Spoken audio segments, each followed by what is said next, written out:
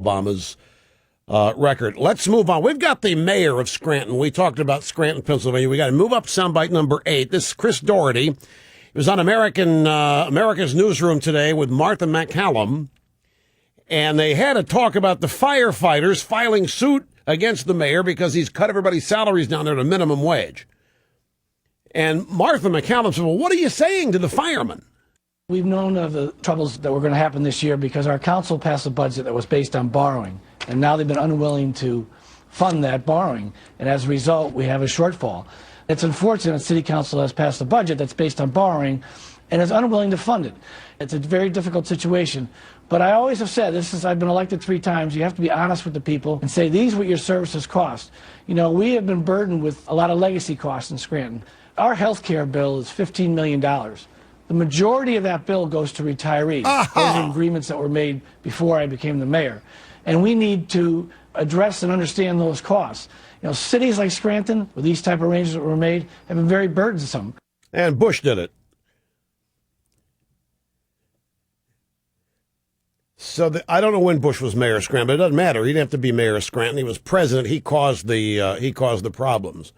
Mayor cut his own salary to minimum wage, too. So he's all in. I mean, he's not asking of others what he's not asking of himself. But anyway, you hear they've got $15 million that they have to come up with to pay the health care benefits for retired city workers. The money was never going to be there. And what this guy is saying, he's saying it without saying it. He said, look, I'm here. It's an accident of timing. I happen to be mayor when all this stuff comes due. All this stuff was done by people before I got here. Which is true, but he ran for office. He wanted the gig.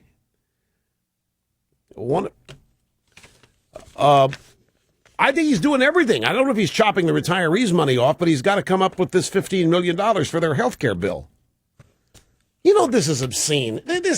What health care costs is literally obscene, and there's no reason for it other than the government getting involved in it back when they did in the 60s when all this, well, it actually predates that, but intensified in the 60s.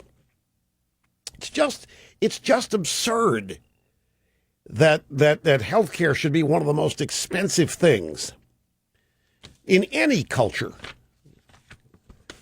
Literally absurd. Anyway,